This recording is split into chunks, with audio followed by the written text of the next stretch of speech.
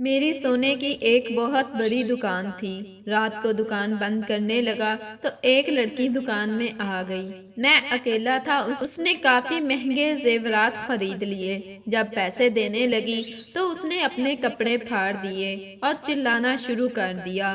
بہت لوگ اکٹھے ہو گئے۔ ان کو کہنے لگی اس نے میری عزت لوٹنے کی کوشش کی ہے۔ یہ سنتے ہی لوگ مجھ پر ٹوٹ پڑے اور وہ لڑکی زیور لے کر بھاگ گئی۔ پھر کچھ عرصہ بعد میری شادی ہو گئی۔ میں نے دلہن نہ دیکھی تھی۔ شادی کی رات جب اس کا گھونگھٹ اٹھایا تو میرے قدموں تلے سے زمین نکل گئی۔ یہ تو وہی لڑکی۔ شادی کو لے کر بہت سے ارمان دل میں لیے۔ جب میں اپنے کمرے میں داخل ہوا تو سامنے ہی میری دلہن گھونگھٹ ڈالے اپنی تمام تر حسرمانیوں کے ساتھ بیٹھی تھی۔ میں اپنے جذبات کو قابو نہیں کر پا رہا تھا۔ بغیر دیر لگائے میں اپنی دلہن کے قریب آ گیا اور اس کا گھونگھٹ پلٹ دیا۔ اس کے چہرے پر نظر پڑتے ہی میرے قدموں تلے زمین نکل گئی۔ یہ وہی چہرہ تھا جسے میں چاہ کر بھی کبھی نہیں بھلا سکتا تھا۔ ایسا لگ رہا تھا جیسے کسی نے میرے سر پر آسمان گرا دیا۔ میں شہر کا ایک بہت بڑا سنار تھا۔ میرے باپ دادا بھی سنار تھے اور یہ کاروبار مجھے وراثت میں ہی ملا تھا۔ جب میں نے کاروبار سنبھالا تو اس کے بعد میرا کاروبار دن دگنی رات چوگنی ترقی کرتا چلا گیا اور میں شہر کے نامور سوناروں میں شامل ہو گیا۔ میری دکان میں ہر جگہ کیمرے لگے ہوئے تھے اور بہت سارے گارڈ بھی میں نے رکھے ہوئے تھے، لیکن پھر بھی جب برا وقت آتا ہے تو انسان کچھ بھی نہیں کر پاتا۔ میرے ساتھ بھی کچھ ایسا ہی ہوا۔ مجھے پتا نہیں تھا کہ آنے والے وقت میں میرے لیے کیسی قیامت کی گھڑیاں ہیں۔ سبھی لوگ دکانیں بند کرنے میں لگے ہوئے تھے اور میں بھی اپنی دکان بند کرنے میں مصروف تھا۔ میرے پاس کام کرنے والے سارے لڑکے جا چکے تھے۔ میں سب سے آخر میں حساب کتاب کر کے اپنی دکان بند کرتا تھا۔ سارے گارڈ دکان کے باہر پہرہ داری کر رہے تھے۔ اس وقت ایک نقاب پوش عورت دکان میں داخل ہوئی۔ اسے دیکھ کر لگتا تھا کہ کسی بڑے گھرانے سے آئی ہے۔ اس کا چال چلن اور انداز تو یہی بتا رہے تھے۔ اس نے آتے ہی تمام زیورات دیکھنا شروع کر دیے۔ وہ بہت قرینے سے ہر زیور کو اٹھاتی اور اپنے وجود کے ساتھ لگاتی۔ ایک ایک کر کے وہ بہت سارے زیور پسند کرتی گئی اور ایک طرف رکھواتی گئی۔ اس کی گوری چٹی بھری بھری کلائیوں میں سونے کے کڑے الگ ہی خوبصورتی دے رہے تھے۔ میں خاموشی سے اس کا جائزہ لے رہا تھا۔ آخر میں نے اسے اپنے پسند کیے ہوئے زیورات کو پیک کرنے کو کہا۔ میں نے سارے زیورات اچھی طرح ڈبوں میں ڈال کر اپنی دکان کے مخصوص تھیلوں میں ڈال دیے اور کمپیوٹر سے بل بنا کر اس کی طرف بڑھایا۔ میرا دل ہی دل میں بہت خوش محسوس ہو رہا تھا کہ رات کے اس پہر جب سب لوگ دکان بند کر چلے گئے تھے، میری اچانک ہی خوب کمائی ہونے والی تھی۔ مہنگائی کی وجہ سے لوگ آج کل سناروں کی دکان کا رخ کم ہی کرتے تھے۔ ایسے میں ہمارا کاروبار بھی ٹھنڈا پڑا ہوا تھا، لیکن اس عورت نے 50 لاکھ کا زیور پیک کروا لیا تھا۔ بل لے کر وہ اچھی طرح بل دیکھنے لگی۔ میں انتظار میں تھا کہ اس سے پیسے لے کر دکان بند کروں گا۔ کافی وقت ہو چکا تھا۔ اس نے نوٹوں کی ایک گڈی میری طرف بڑھائی۔ ابھی میں نے نوٹ گننا شروع ہی کیے تھے کہ اچانک سے ہی اس عورت کی کوئی چوڑی کاؤنٹر سے ٹکرا کر ٹوٹ گئی اور اس کی کلائی سے خون بہنے لگا اور اس کی بڑی بڑی آنکھوں میں نمی تیرنے لگی تھی۔ اس نے مجھ سے مدد کرنے کا کہا۔ خون دیکھ کر میں فوراً ہی نوٹوں کی گڈی کو ایک طرف رکھ دیا اور اس کی مدد کے لیے آگے بڑھا تو اس نے اچانک خود ہی میرے ہاتھوں کو اپنے ہاتھوں میں پکڑ لیا۔ میں حیران نظروں سے اسے دیکھ ہی رہا تھا کہ اس نے میرے ہاتھوں سے خود ہی اپنے آپ کو نقصان پہنچانا شروع کر دیا۔ اس سے پہلے کہ میں معاملے کو سمجھ پاتا، اس نے اپنے برقع کے بٹن بھی نوچ ڈالے تھے۔ اس ساری کھینچا تانی میں اس کے بازو سے قمیض کا تھوڑا سا حصہ پھٹ گیا تھا اور اس کی قمیض کا گلا بھی نیچے کی طرف ڈھلک گیا تھا اور کچھ لمحوں کے لیے اس کے چہرے سے نقاب ایسے سرکا تھا کہ ایک نظر میں میں نے اس کا چہرہ دیکھ لیا تھا۔ اس کی بڑی بڑی بھوری آنکھیں ویسے بھی مجھے ہمیشہ یاد رہنے والی تھیں اور جسے میں اب تک عورت سمجھ رہا تھا وہ ایک جوان لڑکی تھی۔ یہ سب کرتے ہی وہ زور زور سے شور مچانے لگی تھی اچانک ہی کچھ آدمی دکان میں داخل ہوئے جو اپنی اپنی دکانیں بند کر کے جا رہے تھے اور اس لڑکی کا یہ حلیہ دیکھ کر مجھ پر تشدد کرنے لگے۔ میری دکان کے گارڈ بھی اندر داخل ہو گئے تھے، لیکن اندر کا منظر ایسا تھا کہ وہ لوگ بھی دم بخود رہ گئے تھے۔ اس لڑکی کی حالت قابل رحم دکھائی دے رہی تھی، وہ بری طرح رو رہی تھی۔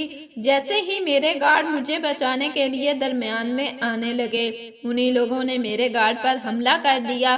کوئی مجھے بد کردار کہہ رہا تھا تو کوئی گالی دے رہا تھا۔ میری دکان اچانک ہی ایک جنگ کا منظر پیش کرنے لگی تھی اور اس موقع کا بھرپور فائدہ اٹھاتے ہوئے وہ لڑکی زیورات کے شاپر اور نوٹوں کی گڈی لے کر نہ جانے کب فرار ہو گئی اور کسی کو خبر بھی نہ ہوئی۔ جب لوگوں کا غصہ کچھ ٹھنڈا ہوا تو پتا چلا کہ جس کی وجہ سے یہ سارا ہنگامہ کھڑا ہوا ہے وہ تو موجود ہی نہیں۔ شرمندگی سے نظریں چراتے اور اس لڑکی کو بلا بلا کہتے۔ ایک ایک کر کے وہ لوگ بھی دکان سے نکل گئے، لیکن میری حالت کافی خراب ہو چکی تھی اور میرے گارڈز مجھے سنبھال رہے تھے۔ میرے ایک گارڈ نے اسی وقت پولیس کو فون کر کے بلا لیا تھا۔ پولیس والوں نے سارا قصہ سننے کے بعد دکان کے سی سی ٹی وی کیمرے چیک کرنے شروع کیے تو سب سے حیرت کی بات جو سامنے آئی وہ یہ تھی کہ کسی بھی کیمرہ میں اس لڑکی کی شکل نہیں آئی تھی۔ اس لڑکی نے اپنا نقاب نوچنے کے باوجود بھی اپنے چہرے کو اس طرح چھپایا ہوا تھا کہ اسے کسی بھی طرح پہچانا نہیں جا سکتا تھا۔ اور تو اور جس طرح اس نے مجھے استعمال کیا تھا، کیمروں میں بھی میں ہی قصوروار نظر آ رہا تھا، کیونکہ اس نے اپنے ہاتھوں کی بجائے میرے ہاتھوں کا استعمال کیا تھا۔ اور جیسے جیسے فوٹیج آگے بڑھ رہی تھی میں یہ دیکھ کر حیران ہو رہا تھا کہ وہ لڑکی کس قدر چالاک تھی۔ لوگوں کے غصے کا فائدہ اٹھاتے ہوئے اس نے نوٹوں کی گڈی بھی اٹھائی تھی اور زیورات کا شاپر بھی لے لیا تھا، لیکن اس نے اپنا نقاب دوبارہ اس طرح اپنے چہرے پر ڈال لیا تھا کہ کسی بھی فوٹیج میں اس کی شکل نہیں نظر آ رہی تھی۔ پولیس والوں نے کئی دفعہ سی سی ٹی وی فوٹیج کو چیک کیا کہ کسی طرح اس لڑکی کا چہرہ پہچان میں آ جائے، لیکن ایسا لگتا تھا جیسے وہ پوری تیاری سے آئی تھی۔ بات صرف 50 لاکھ کے زیور کی نہیں تھی، اس لڑکی نے مجھے بدنام کرنے کی کوشش بھی کی تھی اور اس لیے میں اسے ساری زندگی معاف نہیں کر سکتا تھا۔ میں نے اس کا چہرہ کچھ لمحوں کے لیے ہی دیکھا تھا، لیکن وہ چہرہ اب میری آنکھوں میں بس گیا تھا اور اب میں ساری زندگی اس چہرے کو بھول نہیں سکتا تھا۔ اس واقعے کو گزرے کافی دن ہو گئے تھے، لیکن میں ذہنی طور پر اس واقعے کو بھلا نہیں پایا تھا۔ میں ہر چہرے میں اس لڑکی کی شکل کو تلاش کرنے کی کوشش کرتا اور ناکامی پر مجھے غصہ آنے لگتا۔ گھر میں نہ جانے آج کل کون سا مسئلہ زیر بحث تھا کہ ہر وقت ہر کوئی الجھا ہوا نظر آتا۔ ابا اور دادا جان نہ جانے کون سی بات پر بحث میں مشغول رہتے، لیکن مجھے تو جیسے کسی معاملے سے کوئی سروکار ہی نہیں رہا تھا۔ میرا سارا دن بس اسی سوچ میں گزر جاتا تھا کہ مجھے کسی طرح وہ لڑکی مل جائے اور میں اسے ایسی سزا دوں کہ اس کی 7 نسلیں بھی یاد رکھیں۔ میرے دوستوں کو بھی جب اس بارے میں خبر ملی تو وہ لوگ بھی میرا مذاق بنانے لگے کہ میں ایک لڑکی کے ہاتھوں دھوکا کھا گیا، جبکہ میں سالوں سے کاروبار کر رہا تھا۔ میرے ہوتے ہوئے کبھی دکان سے 1 روپیہ بھی ادھر ادھر نہیں ہوتا تھا اور وہ لڑکی مجھے سیدھا 50 لاکھ کا چونا لگا گئی تھی اور ساتھ میری عزت کا تماشا بھی بنا گئی تھی۔ ایک دن اچانک گھر میں شادی کا شور اٹھ گیا تھا اور میں حیران تھا کہ سب کو ایک دم ہی میری شادی کا خیال کیسے آ گیا۔ اچانک ہی ابا نے مجھے یہ حکم سنایا کہ انہوں نے میری شادی طے کر دی ہے۔ میں نے ابا سے کہا کہ میں ایک دفعہ لڑکی سے ملنا چاہتا ہوں، لیکن ابا نے صاف صاف کہہ دیا کہ ہمارے خاندان میں شادی سے پہلے ملاقات کا کوئی رواج نہیں۔ میں نے کہا کہ ابا ہمارے خاندان میں نہیں، لیکن اس لڑکی کے خاندان میں تو ہوگا، جس پر انہوں نے سختی سے کہا کہ نہیں، وہ لڑکی بھی ہمارے ہی خاندان کی ہے۔ یہ سن کر میں چونک گیا، کیونکہ ہمارے خاندان میں تو سبھی لڑکیوں کی شادی ہو چکی تھی، تو پھر یہ کون لڑکی تھی؟ میرے پوچھنے پر ابا نے کوئی صاف جواب نہ دیا اور کہا کہ شادی کے بعد اس بارے میں سوال کرنا، اور مجبوراً مجھے خاموش ہونا پڑا۔ ابا کے آگے کسی کی ایک نہ چلتی تھی۔ گھر میں زور و شور سے شادی کی تیاریاں چل رہی تھیں اور میں ابھی تک یہی نہیں جانتا تھا کہ دلہن کون ہے۔ میں نے بہت کوشش کی کہ کسی طرح اماں کو راضی کر لوں کہ ایک دفعہ لڑکی سے مجھے ملوا دیا جائے یا مجھے بتا دیا جائے کہ وہ کس کی بیٹی ہے، لیکن اماں تو جیسے ابا کے حکم پر جان دیتی تھی۔ انہوں نے صاف کہہ دیا کہ تمہارے ابا کو پتہ چلا تو وہ پورا گھر سر پر اٹھا لیں گے اور یوں دلہن کو دیکھے بنا اور جانے بنا ہی میری شادی ہو گئی۔ میں دوستوں میں مصروف تھا اور ابھی اپنے کمرے میں نہیں گیا تھا۔ ہر کوئی دلہن کی تعریفوں میں مصروف تھا۔ میری ماں نے میرے قریب آ کر کہا کہ چاند سورج کی جوڑی بنی ہے، اللہ نصیب اچھے کرے۔ یہ سن کر میں حیران ہوا کہ ہمارے خاندان میں ایسی کون سی لڑکی ہے جو اتنی خوبصورت ہے اور جس سے میں واقف بھی نہیں۔ میری چھوٹی بہن مجھ سے کہنے لگی کہ بھابھی کی آنکھیں تو اتنی حسین ہیں کہ مجھے ڈر ہے کہیں میری نظر ہی نہ لگ جائے۔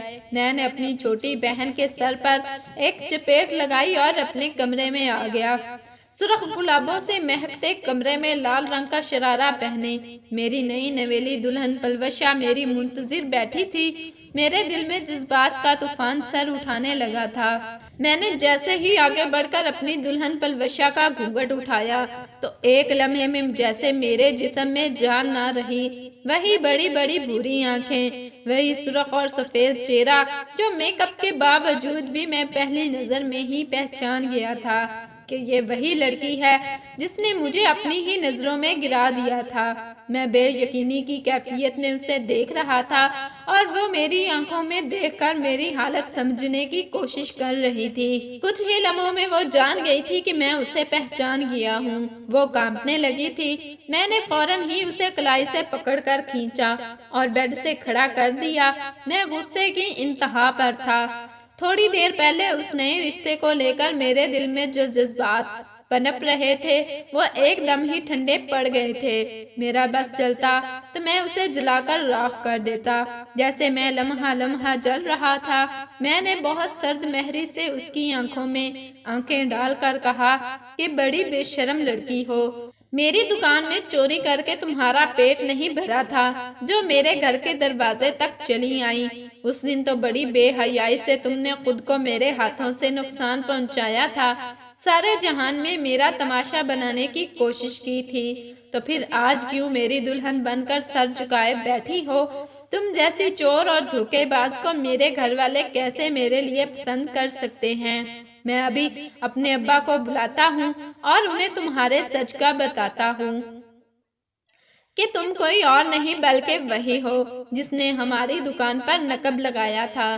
جیسے ہی میں غصے میں کمرے سے باہر نکلنے کے لیے پلٹا تو اس نے دونوں ہاتھوں سے میرے پاؤں پکڑ کر مجھے روک لیا اور کہنے لگی کہ باہر بہت مہمان ہیں، ایسا نہ کرو، ہم دونوں کی عزت کا تماشا بن جائے گا۔ اس کی یہ بات سن کر میں حیرت سے پلٹا اور میں نے بڑے کڑوے لہجے میں اس سے کہا کہ عزت کی بات تمہاری زبان پر جچتی نہیں، تم تو وہ ہو جو خود اپنے ہاتھ سے اپنے عزت اتار دے۔ میری بات سن کر اس کی آنکھوں سے آنسو بہنے لگے، لیکن مجھے ان آنسوؤں سے کوئی فرق نہیں پڑنے والا تھا۔ جب سے اس نے مجھ پر بدکاری کا الزام لگایا تھا میں نے ایک ایک دن بہت مشکل سے کاٹا تھا۔ میں ہمیشہ یہی سوچتا رہا تھا کہ مجھ سے ایسی کون سی غلطی ہو گئی تھی جس کی وجہ سے میرے ساتھ یہ سب کچھ ہوا۔ وہ التجا کرنے لگی کہ اس کا باپ یہ ذلت سہ نہیں پائے گا، اس لیے میں ہرگز بھی ایسا قدم نہ اٹھاؤں۔ میں نے بڑی بے دردی سے کہا کہ جب تمہارے ماں باپ تمہاری تربیت کر رہے تھے تب انہیں خیال نہ آیا کہ وہ ایک چور اور مکار لڑکی کو بڑا کر رہے ہیں، بلکہ شاید تمہارے ماں باپ کو بھی تم پر شرمندگی ہے جبھی وہ اس شادی میں شریک نہ ہوئے۔ میں اس کے چہرے پر ٹھوکر مار کر بولا تھا۔ پلوشا میری ٹھوکر سے گر گئی تھی۔ میں نے روتے ہوئے کہا کہ میرے خاطر نہ سہی لیکن اپنے بیمار چچا کی خاطر تو رک جاؤ، تم ان سے تو بہت محبت کرتے تھے نا۔ پلوشا کی بات سن کر میں ایک لمحے کے لیے چونک گیا کہ وہ یہ کیا کہہ رہی ہے۔ میں نے بے یقینی کے عالم میں پلوشا کی جانب دیکھا تو شاید یہ بھی اس کی کوئی نئی چال تھی۔ جو وہ میرے چچا کا نام لے رہی تھی، جبکہ میرے چچا کا ہم سے تعلق ختم ہوئے تو بہت سال ہو چکے تھے۔ میں کوئی 10 سال کا تھا جب میرے چچا کو دادا جان نے غصے میں گھر سے نکال دیا تھا۔ دراصل چچا نے اپنی پسند سے خاندان سے باہر شادی کر لی تھی، جبکہ ہمارے پاس شادی ہر حال میں خاندان میں ہی ہوتی تھی، چاہے کتنا ہی بے جوڑ رشتہ کیوں نہ ہو۔ جب دادا جان کو پتا چلا کہ چچا نے اپنی پسند سے نکاح کر لیا ہے تو دادا جان نے انہیں گھر سے نکال دیا، اور صرف اتنا ہی نہیں بلکہ جائیداد سے بھی بے دخل کر دیا تھا۔ اس دن کے بعد سے میں نے چچا کو کبھی دوبارہ نہیں دیکھا تھا، جبکہ میں اپنے چچا کا لاڈلا بھتیجا تھا۔ میں ان کی گود میں پل کر بڑا ہوا تھا۔ آج اتنے سالوں بعد میں پلوشا کی زبان سے اپنے چچا کا ذکر سن رہا تھا۔ پلوشا روتے ہوئے بتانے لگی کہ وہ میرے اکلوتے چچا کی بیٹی ہے۔ یہ سن کر مجھے حیرت کا شدید جھٹکا لگا تھا۔ پلوشا بتانے لگی کہ اس کی ماں میرے چچا کے ساتھ ایک ہی اسکول میں پڑھتی تھی اور ان دونوں کی محبت ایک طویل عرصے پر محیط تھی۔ اسکول کے بعد بھی وہ دونوں روز کسی نہ کسی بہانے سے ملاقات کرتے اور ایک دوسرے کے ساتھ جینے مرنے کے وعدے کرتے۔ پلوشا اپنے آنسو پوچھتے ہوئے کہنے لگی کہ بابا کو یہ بات بہت اچھے سے معلوم تھی کہ خاندان سے باہر شادی کسی صورت ممکن نہیں۔ اس کے باوجود بھی انہوں نے کبھی میری ماں کا ساتھ نہ چھوڑنے کی قسم کھائی تھی، اور جب دادا جان نے بابا کو صاف لفظوں میں کہہ دیا کہ وہ کسی بھی صورت میری ماں کو اپنی بہو نہیں بنائیں گے، تو بابا جان نے میری ماں سے کیے وعدے کو پورا کرنے کی خاطر اپنا گھر بار چھوڑ دیا اور اپنے باپ کے خلاف چلے گئے۔ دادا جان نے میرے بابا کو گھر اور جائیداد سے بے دخل کر دیا، اور وہ بھی صرف اس وجہ سے کہ انہوں نے خاندان سے باہر کی لڑکی سے محبت کی شادی کر لی تھی۔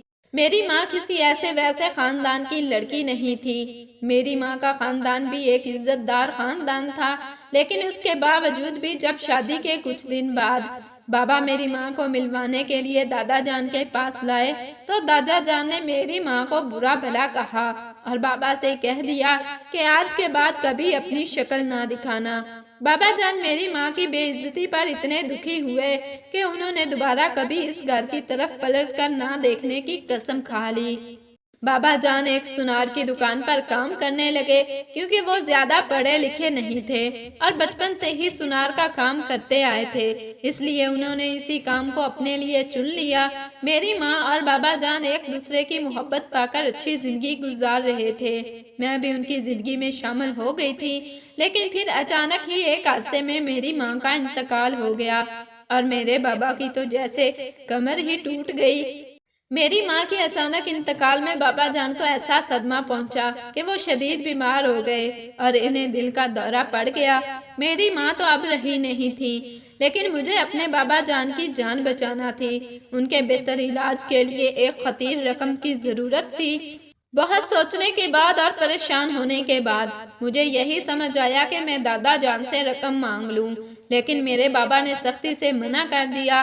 ان کا دل آج اس بات پر بہت دکھی تھا کہ دادا جان نے میری ماں کو بہت ذلت دی تھی۔ جب بابا نے مجھے یہاں نہ آنے دیا تو میں نے سوچ کر یہ فیصلہ کیا کہ میں بابا جان کو بتائے بغیر ہی اس دکان سے اپنا حصہ وصول کر لوں، جہاں سے ایک فضول وجہ کی بنا پر بابا نے ان کا حق چھین لیا تھا۔ کیونکہ بابا شروع سے ہی سونار کی دکان پر کام کرتے تھے، اس لیے مجھے سونار کی دکان کے حوالے سے کئی طرح کی معلومات تھی۔ ان معلومات کا استعمال کرتے ہوئے میں نے ایک جامع پلان بنایا اور اپنے بابا کا حصہ وصول کرنے پہنچ گئی۔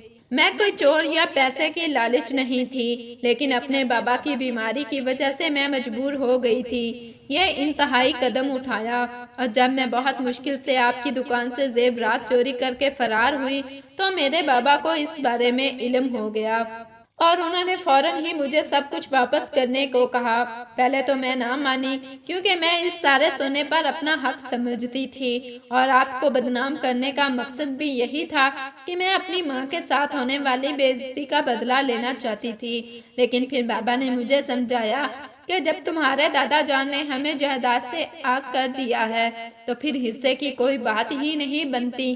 بابا نے کہا کہ وہ اپنی بیماری کا علاج کسی صورت اس چوری کے پیسوں سے نہیں ہونے دیں گے، اور بابا نے آپ کے والد کو یعنی میرے تایا جان کو فون کر کے ساری تفصیل بتا دی اور میری طرف سے بھی معافی مانگی۔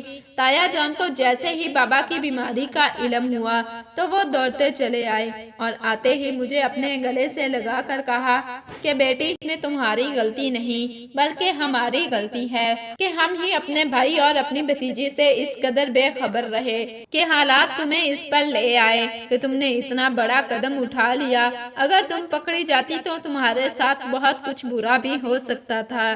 تایا جان نے بابا جان کا علاج کروانا بھی شروع کر دیا اور مجھے بھی معاف کر دیا۔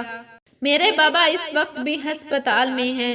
میں نے سارا سونا واپس تایا جان کے حوالے کر دیا تھا، لیکن آپ کا غصہ دیکھتے ہوئے تایا جان نے یہ بات آپ کو نہ بتائی۔ کچھ ہی دنوں میں تایا جان نے بابا کی بیماری کا بتا کر دادا جان کو بھی راضی کر لیا کہ وہ ہم سے ملنے آ جائیں، اور دادا جان نے آ کر آپ کا اور میرا رشتہ بھی طے کر دیا۔